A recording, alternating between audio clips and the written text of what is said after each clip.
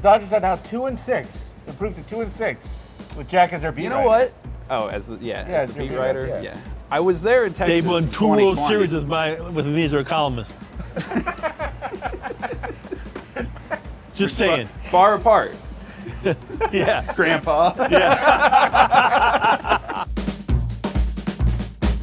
Hello and welcome back to Dodger Debate. I'm Jack Harris, the LA Times Dodger beat writer, along with our columnists Bill Plaschke and Dylan Hernandez. The Dodgers win Game 1 of the NLDS, beating the San Diego Padres 7-5. And I'm going to go ahead and say that Plaschke won the debate between which starter was more reliable debate over for Game 1. They won the game.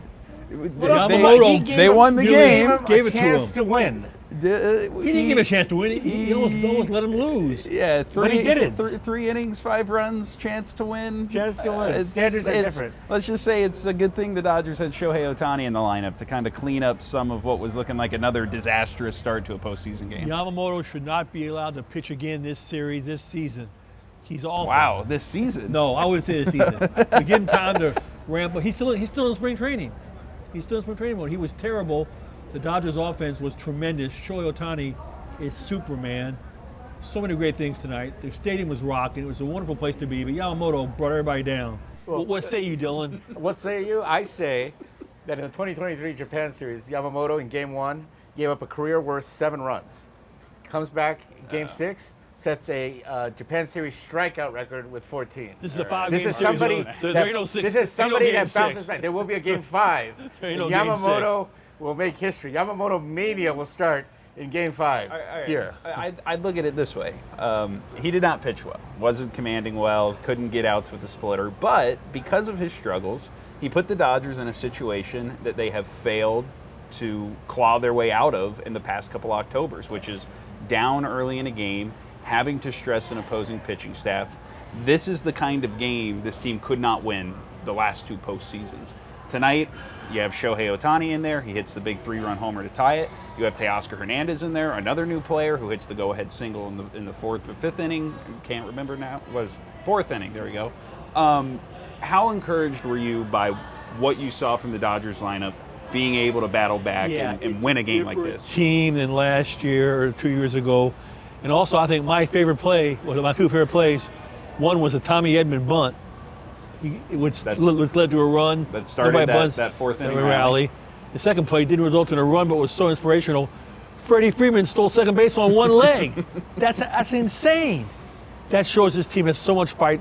Dave Roberts going into the game said they have to have fight. I mean, to me, this is just really like one guy. I don't know. I mean, all the kidding aside about Yamamoto, he pitched. Yeah, that did not go well today.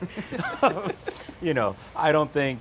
I mean, their lineup looked kind of, until Ohtani came up. I mean, it's really, and it's just fascinating to watch him. I don't know if you guys were watching him before the game when Yamamoto was warming up. I mean, he's got his bat in hand. He's jumping up and down. He looks like he's ready to just like storm the field at that moment. Yet he gets in the batter's box. He's like the calmest guy, And it's a really weird, right? There's something, he's wired differently, right? Because he's so outwardly energetic. He can't contain his excitement. Yet, he's as quiet as anybody in that batter's box. Yeah, and I think you look at, his 2 at-bats to start the game today. He got an elevated fastball from Dylan Cease in the first one, was a little late on it, flies out to left, then he comes back up in that spot, 2 on, 2 out. The Padres don't just walk him, which they could have, might have loaded the bases, but you had Mookie Betts on deck, a righty-righty matchup. Instead, they pitch to him. He fouls the ball off his knee, the pitch before he hits the home run.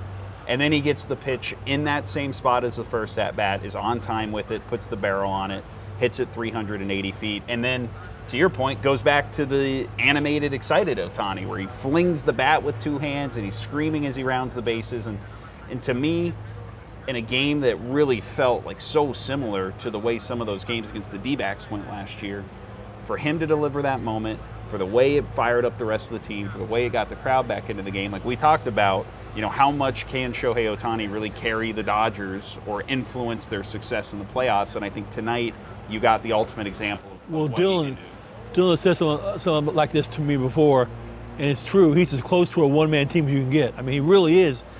It does feel like he's a one-man team sometimes because they don't do anything without him. He's in the middle of everything.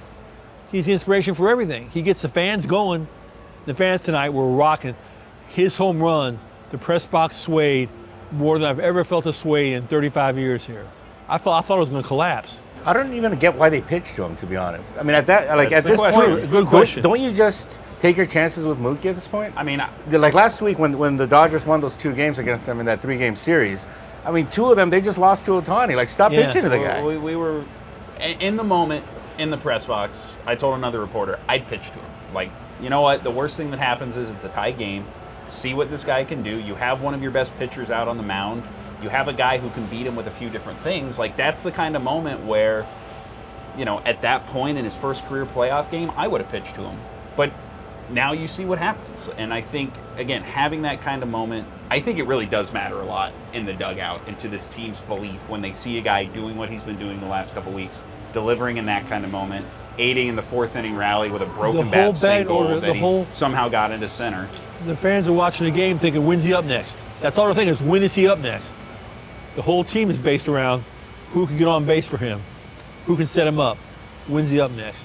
Yeah, and it's incredible. And I think you see it like with the bottom of the lineup, which was actually really good tonight in setting up some of those opportunities for him.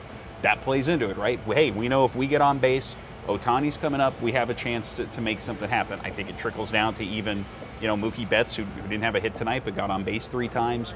Freddie Freeman playing through his sprained ankle, which was probably one of the more amazing subplots of the entire night. The performance he was able to have after, you know, telling reporters just now that when he got to the ballpark today, he thought there was a very slim chance he was going to be able to play because of how his ankle felt, because of how limited he had been. And they have Jack Flaherty coming up next. How about that, Dylan? Jack Flaherty tomorrow night. Well, I think 2-0 Yamamoto set him up nicely. Well, if your guy gives them the length that they need, right? I mean, look, you would take you would take the win in a Yamamoto start, right? If I told you before the series they're going to win the game started by Yamamoto, you'd be like, oh, that's great. I mean, Blake Trinan had to throw 40 pitches. Like 3 pitchers had to do an up down. Well, it wasn't ideal. Plaschke says Flaherty's an ace, which means in my definition of an ace, and I know Plaschke's definition of an ace, aces pitch 8 innings, 9 innings, right? You covered the Bulldog. Flaherty will bring the length. You covered the Bulldog. Flaherty's a new Bulldog. All right, 9 innings, right there. 9 innings. He won't go 9. He'll go 7. Flaherty goes 7 innings tomorrow, guaranteed.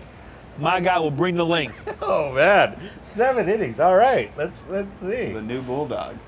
Hey, Dave Roberts has used that nickname for him, but also Gavin Stone this year, where I think we're kind of throwing around Bulldog. Do we need to talk about Dave Roberts a little here? I mean, he's taken, right, all 3 of us, I'm sure, over the course of several seasons have gotten so many complaints from readers about Dave Roberts and his managing. He had a great night, I haven't gotten any. You know, I think we got to give the guy his flowers today with the way he managed the bullpen. That game reminded me of Game 2 of last year, in which Bobby Miller got knocked out of the game early. He was having to mix and match. And the one good thing about this Dodger bullpen is they have maybe not a clear closer. You saw Michael Kopech struggle in the 8th inning, which then forced Trinan into what he did in the 8th and in the 9th. But they have a lot of different options they can go to for games like this. You can send Ryan Brazier out there for 2 innings. You can do an up and down with Alex Vezina. Evan Phillips came in and got some big outs. And being able to you know, the way the Dodgers set this up is there are certain lanes they want certain guys facing. And to be able to navigate that, to be able to get guys from one inning to the next and stay within the matchups that they like even Kopech was out there because he's been better against lefties than some of the other right-handers that they have. Now, he didn't have his command, but he did get Manny Machado to strike out. He got, you know, it was a 10-pitch battle with Jackson Merrill. Like, I think when you look at the course of this game, yeah, Dave Roberts pressed a lot of right buttons when just one bad one probably cost them. One serious thing about Yamamoto is that I believe, you know, with Barnes catching him, his ERA is like an entire run lower. To me, the bigger problem was he wasn't commanding the fastball. I think 7 of his first 10 pitches were balls. He was not getting outs with the splitter. The Manny Machado home run was off the splitter. He walked a guy on the splitter. He gave up the single to Luis Arias on the splitter. He mixed in more sliders, but they didn't look very good. And then the curveball, like if you're not getting ahead and you're not getting guys to chase some of your other stuff, like for as good as the curveball is, it just didn't really play tonight. And to me, that was the surprising thing is that. You know what? I was just in there. I can't believe this. I was in the press conference. I just totally forgot about this.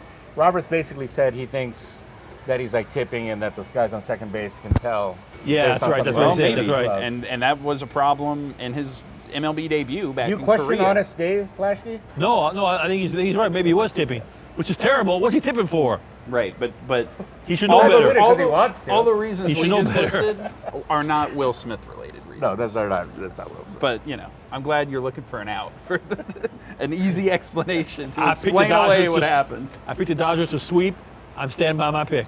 That's why winning this game is really important. You didn't want to squander a game where you had a big Shohei Ohtani home run and you had some other things go right.